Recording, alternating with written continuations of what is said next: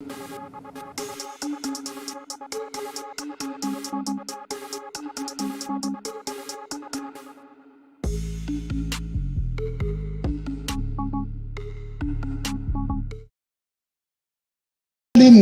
woman rushes into Temba's taxi. Temba turns back, stares at her so keenly, to which the woman says, "What? Haven't you ever seen a naked woman before?" "Not exactly, ma'am," Temba said. "I was just wondering where you would have put the money to pay me." Good evening and welcome to Opportunity Tuesday. On Talk with Rams Live. Thank you very much for choosing us. For the past 3 weeks now, we've been on a journey with Dr. Thando Sibanda, our personal development coach. We have been diving deeper into the emotional intelligence, self-awareness strategies. Now we've had 2 weeks on those already.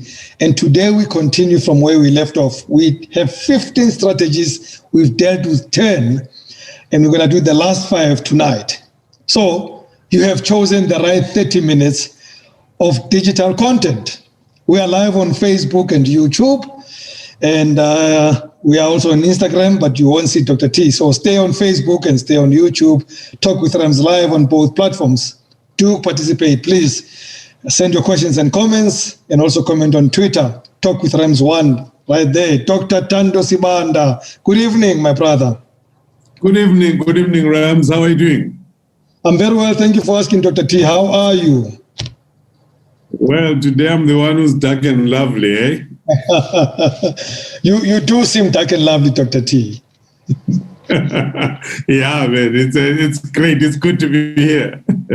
Well, I have to apologize up front, guys. My head will be moving all over today because I'm using a million gadgets. And for me to keep up with what I want to do, I'll be moving my head there, my head there, my head there. But trust me, the content will still be the same. There's only one person I worry about, and it's Freddie. You guys, I know you are very forgiving. Freddie will be the one scolding at me if I move stuff and I mess up his set. But I promise I'm going to stay as much on his set as possible to make sure that we don't mess up. Dr. Thando Sibanda, I spent the whole of last week agonizing about the 10 strategies that we spoke about in the last 2 weeks. I looked at them and I worried for myself. I worried whether I am on the right path completely, but I saw them as very important. But before we go to the last 5, I thought we should very quickly, and I know asking Dr. T to go very quickly on anything is almost like asking the government not to be corrupt, but I'll try. But very quickly we catch up on the first 10 again, and then we can go to the next 5. So shall we really start at the top on the 10 strategies of self-awareness? Oh, absolutely. Look, we said that, in fact, it is very important for us to be self-aware. Remember, before you kick into action any other intervention on your behalf or about yourself, you need to be aware of yourself. That is the very most important thing. And so when we did the deep dive, Rams, we said that firstly, it's important as a concept of self-awareness, right, to quit treating your feelings as good and bad. A lot of times when our feelings good or bad, we then don't learn from them. We dismiss them as good or bad. And so we don't learn from them. It's important, stop treating or saying these ones are good, these ones are bad. Therefore, I like the good, I don't like the bad. Allow yourself to learn from your emotions. And secondly, it's important to observe the ripple effect from your emotions. Why is this important? It's because, when you give a piece of your mind to somebody else, especially in the context of a work environment or a family environment, it is the ripple effect that matters even more than what you say to the person, because to bystanders, even if it's not directed at with them, they still feel that impact as if you were talking to them. And then issues of mistrust now start coming in. Nobody trusts you. And so guess what? It is all because you just let rip your emotions without considering, what is the ripple effect. And then, of course, we said number 3, lean into your discomfort. The biggest obstacle to increasing your self-awareness is the tendency to avoid discomfort, that comes from seeing yourself as you really are. You need to see yourself as you really are. Face the discomfort. Ask yourself, why am I uncomfortable about the way that I am? And then you are able to then get into the story behind the story. I say you must always go 3 levels deep. What am I experiencing? Why am I experiencing it? Why are the core issues that I'm afraid to face, in the face of this? And then, of course, number 4, we said it's important to feel your emotions physically. Our body is designed in a way that when you experience an emotion, there are some electrical signals that course through your body and they trigger sensations in your body. So you need to understand, when my throat dries, this is what's happening. When I clench my fist, when this happens in my body, this is what it means. All of that is what I call intelligence, emotional intelligence, that then enables you to act in the best interest of the self. It is okay to be selfish. We call it selfish as if it's a negative thing, but sometimes being selfish is actually having the necessary intelligence to manage, to self-manage. Right. And then number 5, we say know who and what pushes your buttons. There are certain things, there are certain people that push your buttons the wrong way, certain situations that push your buttons the wrong way. The better the more you know what those are, then the better you can self-manage, And so it's very important. Self-awareness is a key strategy for self-management. That's the point. And then, of course, we said number 6, watch yourself like a hawk. Hawks have got this panoramic advantage from the fact that they can hover above the sky and they can see what's happening. Imagine if you developed that capacity about being able to watch yourself, learn from how you respond to situations. Do you react? Do you respond? What could you do to get a better outcome out of situations? We need to be great connoisseurs of ourselves. We need to study ourselves. We need to understand ourselves better so that we can get better outcomes in our lives. And then, of course, we said keep a journal about your emotions. Remember, emotions are ephemeral. Emotions are not permanent. You are happy, then you are sad, then you are discouraged, then you reacted, then you burst out. Once you keep a journal of your emotions, you are in a much better place to then go back and read and learn. And before a long time, you will see some emerging patterns. And once you have the patterns, you have the intel. Remember, you cannot manage what you don't measure. Very, very important. Keep a journal of your emotions. Right. Don't be fooled. Dr. T, yes, before you, I need to say, because I'm a smart guy and I listen to you carefully, I love number 8 and number 9. Do not be fooled by a bad mood, and do not be fooled by a good mood. I love those, Dr. T. Oh, of course. I'm telling you, both of them will always launch, some form of extreme behavior. If you are fooled by a bad mood, you will make decisions when you are angry. And then when the anger has gone, you've already disadvantaged yourself. It's not, know that it's ephemeral. And the same with a good mood. A good mood can cause you to do things that you will regret. It can cause you to jump on tables, to take off your shirt, and, so a good mood is even more dangerous than a bad mood, And so learn how to understand yourself and how to manage yourself, especially when you are extra happy. Don't spend more than you need to. Don't buy stuff for people you wouldn't do. Good moods are very dangerous. Let me leave it there. And then number 10, Rams, we said stop and or rather, where were we? Yes, number 10, stop and ask yourself why you do the things you do.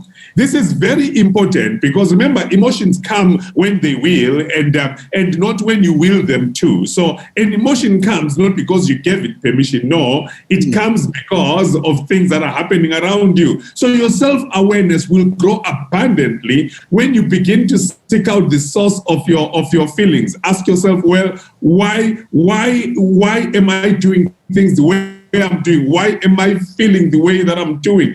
If you actually stop and self-interrogate, that intel will always take you to the story behind the story. It will take you to the third level story. That is where you actually get a lot of information about yourself. Very, very important, Rams. I hope I've been fast enough. You've been very good, Dr. T. I must give you 10 out of 10 for that, pardon the pun. Very well. I'm glad that we covered those 10. And folks, in case you missed them, that's what we dealt with for the last 2 weeks. Now, we're going to go to the last 5 of these strategies for self-awareness. Dr. T, number 11, you say we must visit our values. What are you talking about? Right. Remember, the plates of life, Rams, are spinning consistently, and they're spinning around us, above us, As an individual, you juggle projects at work, never-ending meetings. You are dealing with bills, with errands, with emails, with phone calls, text messages, chores, time with friends, time with family. The list goes on. And so it takes a great amount of attention to keep the focus, and to keep these focus plates from crashing to the ground. We are juggling all these different balls at the same time. And because it takes a lot of attention to keep the focus outward, we forget to actually focus inward, And remember, as long as we are taking the do's and the don'ts, we are reacting here, we're doing this and that. We forget to look actually at our inner self, and maybe you've snapped out at a co-worker and this and that. Guess what? It's important to always revisit our value system. Remember, your values are where you live from. Your values are the key driving things about your life. A lot of times we get robbed by the tyranny of the urgent, that it compromises us. I'm sure you've asked yourself, where did that come from? Why did I react that way? Oh my God, I hurt somebody. But that's not me. We say, but that's not me. Where is that coming from? Well, it's coming from all the different pressures that now you are living on the basis of, and not on the basis of your value system. Remember, your value system is really your true self. What are the things you value the most? What is that person that you want to be? I value friendship. I value respecting others. I value developing myself. I value this. We all have a list of values. In fact, I've got a whole intervention where I help people find their value system, because everybody lives from their values. So it's important, consistently visit your values. If you don't know them, write them down. Do the exercise. Put on a piece of paper. This is 2 columns. What are my core beliefs on one side, and what are my values on the other? And out of that, you will get a very fair sense of who you are. It is important that as we deal with the tyranny of the urgent, as we react and respond to life outwardly, we must always come back inwardly, so that at least our responses outwardly are coming from an authentic place of who we are and who we would like to be. Brilliant. Now, Dr. T, as humans, the fault always belongs with the other guy. It's always the driver in front of me. It's always my partner. It's, for crying out loud, sometimes it's even the golf ball that's wrong. It's not me, the guy who hit the ball.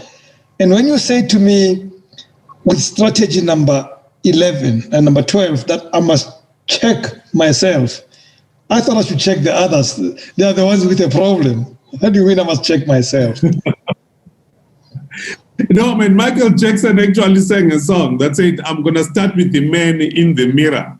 I'm going to start with the man in the mirror. Remember, one of the key things about checking yourself, there's 2 aspects to it. First of all, it's important to always check yourself first before you check the other person. It's the same principle that when you point a finger like this, the thumb, is still pointing back at you. Always check, am I okay?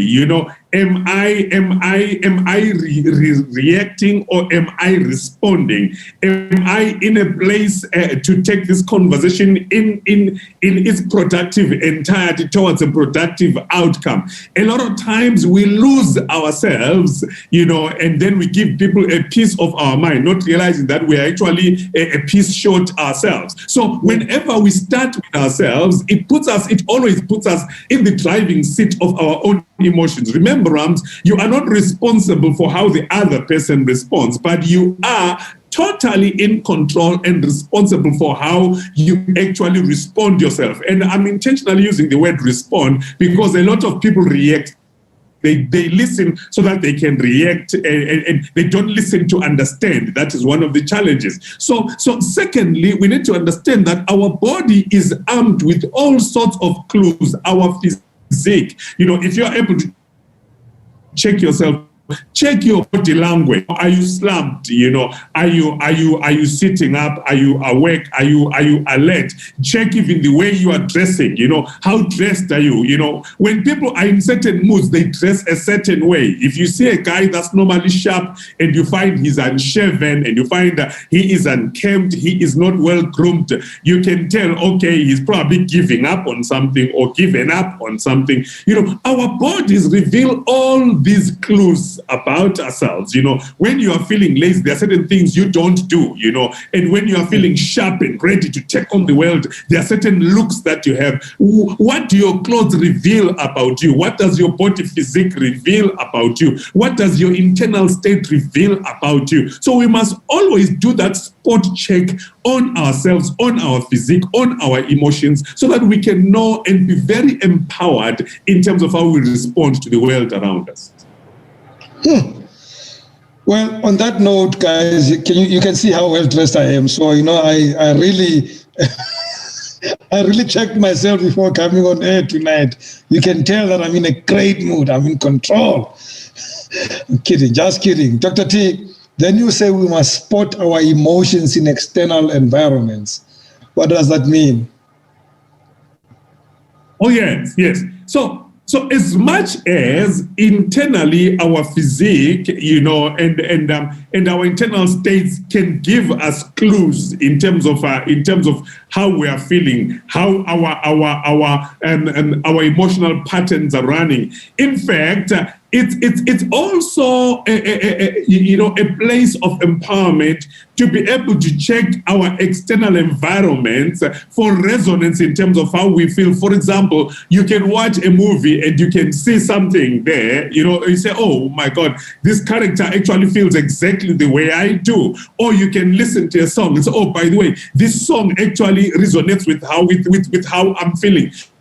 You will find that there are all these parallel environments that give us clues in terms of how we feel. Sometimes you can actually find yourself by resonating with the world that is around you and by saying, well, why does that person feel that way? Because you are saying, okay, there's a resonance here. And by looking at that, you are then able to understand yourself. Emotional intelligence does not leave any stone unturned, because in our external environments, there are so many clues that can also help us understand ourselves. I call it the principle of resonance. Find out where is the resonance around you in terms of giving you the intel that you need. Remember, it's not about control. It's not about externally controlling yourself. No, it's about you having the knowledge, the awareness, the intelligence. Same way as intelligence organizations act. They thrive on information. Information is everything. Facebook uses information to make its billions. WhatsApp uses information to make its billions. The better you understand yourself, the more profitable you can be. And I then suspect, Dr. T, one of the best ways to understand ourselves is to seek feedback from others. Oh, absolutely, absolutely, Rams.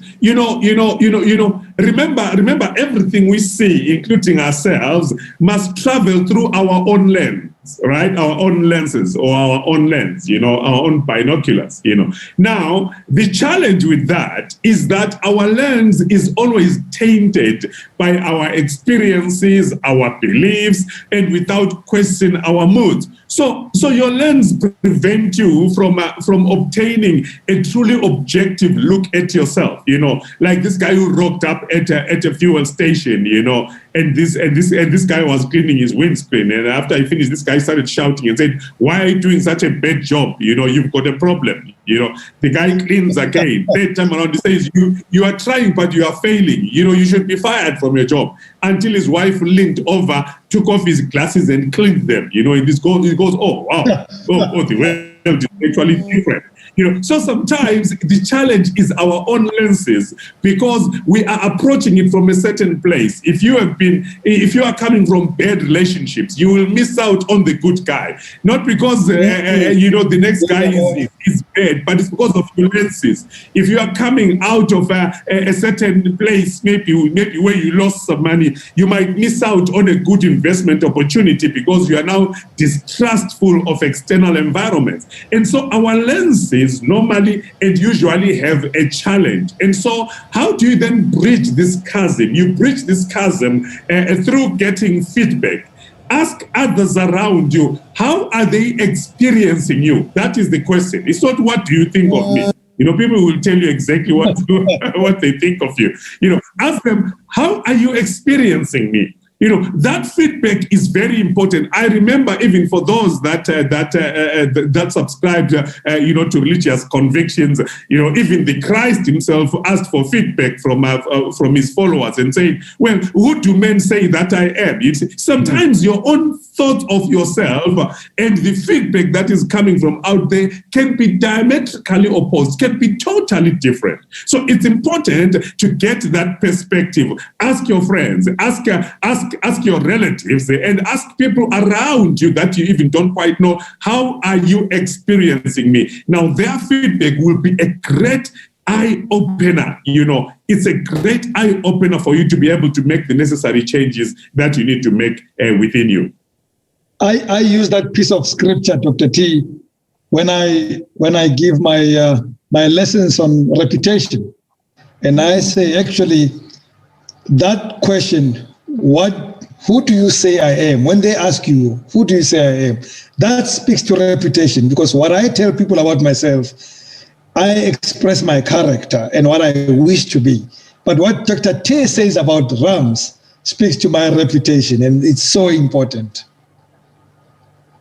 And it's very key, Rams, because remember, self-awareness is the process of getting to know yourself from the inside out and the outside in. It's not complete if that concept of the outside in is not there. And remember, by the way, reputation is the knowledge or the experience of the external world. So it's like a brand. A brand is not what I'm putting out. A brand is the perception of me that sits in the mind of the customer. So a brand is always the external feedback, And so once we understand that, then we should be very concerned about, getting feedback. We need to always get feedback from our world, because that is actually the brand experience they are getting of us, not what we think of ourselves.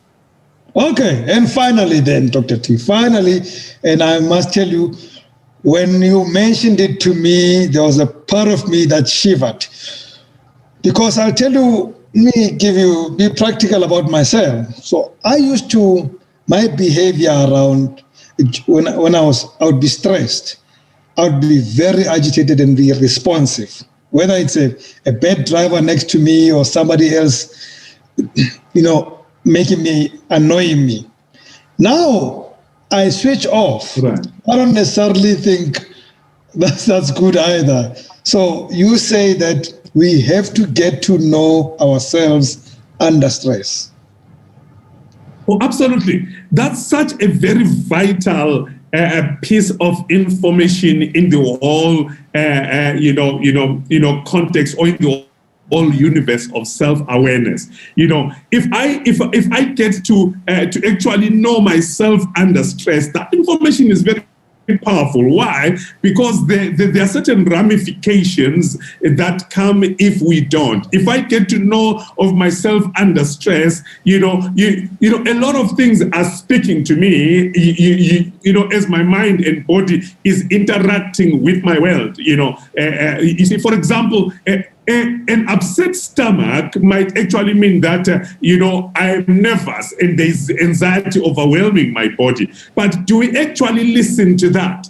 Do I actually get to say, you know what, you know, this is what it means, perhaps I need to slow down? No, a lot of us will say, you know what, I need to take something for the upset stomach and for the anxiety. And we keep going under the same level of pressure and even still walk into more pressure. You see, that means that we don't actually know ourselves, because knowing ourselves is not the awareness of saying I've got an upset stomach. No, it's actually going a level deeper and saying, what does this mean? Okay, this means I'm probably nervous. Why am I nervous? How do I deal with that? You see, it's not about solving the symptom. It's about getting to the story behind the story, you know, or you can have, you see, indigestion and fatigue are your body's way of saying, take time out and rest. Your body is literally complaining that you need to take time out and rest. But what do we do? I'm like, no, I need a vitamin B shot because I've got to keep going.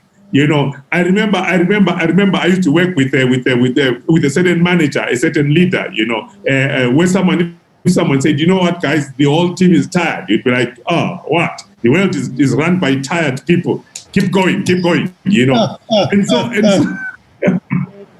so before long, the whole team falls apart and the whole team is unproductive. Why? Because we don't quite know ourselves. We don't know when to slow down. We don't know when to take time off. Do you know, Rams, that actually it is recommended that every 6 weeks, go and be in nature. Take off your shoes, walk on the grass, get your system moving again. You know, walking barefoot is so beneficial because those pressure points, as they interact with nature, itself heals your body. It sends stuff into your neural network that heals your body. Some of us here have not taken our shoes off for the last 365 days. You know, it's only when you are sleeping, even then you sleep with your socks on, you know. How many people have actually walked around barefoot? Every 6 weeks, go out, be in nature. That is why creativity flows when you are in nature. That is why your body feels refreshed when you are in nature, you know. And we say, no, safaris are for the rich people. No, they are not for the rich people. They are for people who understand themselves and understand that their body needs to rest. Know yourself under stress and know how to appropriately respond when your body is talking to you. A pounding headache, what is it saying? Canker sores, what is it saying? Your back is painful, what is it saying? It's not about taking a painkiller. It's about understanding what your body is saying and responding appropriately, because you now know yourself how you are under stress. Whew. And finally, we reach the end of only this part of this emotional intelligence, this one EQ. So we move to the next one next week, Dr. T. So we're done with self-awareness. We then move to the next one next week. Yes. We are going deeper. I think the point after this, Rams, if our viewers follow very, very careful, they will save themselves a lot of money, you know, because then you don't have to go and sign up for an EQ course, you know, where you're going to go and pay thousands, you know. Well, most importantly, Dr. T, they don't have to go and see a shrink. They don't have to buy more alcohol. You know, they don't have to do funny stuff. If they follow this, it will save them the money and the visits to the shrink and buying new books and certainly their livers from alcohol. It's all here, live and direct and first class, if I may say. I know it is first class, Dr. T, and thank you very much for tonight. It was very powerful. I'm glad that we came full circle on self-awareness, and I'm glad that I got it. And folks, do visit it again and again. All these programs are on the platform. Go back to last week, go back to the previous week. We have them all there. We repost every morning after the show, you know, in case you missed it. And if you don't do that, Freddie gets angry because that's his effort. I may be doing the little effort here, but he does much more effort when I'm not there. So if you don't revisit these things, he feels like it's not effective. Then he gets stressed. Then he gets to drink and stuff like that. We don't want him to do that. So please do the right things. Dr. Tandus Wanda, it's been wonderful having you tonight. I look forward to next week. And I can certainly say it will be different next week, but I'm not going to say more now. It will be different next week. Absolutely. No, thank you so much, Rams. I really enjoy these sessions, and I trust that our viewers are enjoying them as well. Thank you so much. They sure are. And I know that the new format will get them to engage even more. Maybe this format that we've been doing for a year was limiting. The new format will get people to engage even more. We want engagement. We don't want numbers. I'd rather have 10 people engaging than 1,000 people watching us and not engaging. There's no point to it. Have a great evening, Dr. T. Thank you very much. Same to you, Rams. Thank you. Folks, I did promise you an opportunity tonight. I must apologize. We could not do it tonight, and it's got nothing to do with the company I was going to speak to. It has everything to do with me. I had a nightmarish day, couldn't prepare for it, and I couldn't force it at a late moment. It's a very great opportunity. We will do it next week. I promise you we'll find time for it. So that concludes our week. It's been great. We shall come back next Monday, and next Tuesday, you will see a different show altogether. Stick with us. From me, Rams Mabote, good night, and God bless. The new Talk with Rams Live is here. Next week, we launch the new format with a live audience where you can interact with our guests in the same room. So if you want to be part of this journey, send us your details to admin@talkwithrams.com and we will invite you. Book now, as the space is limited. The new Talk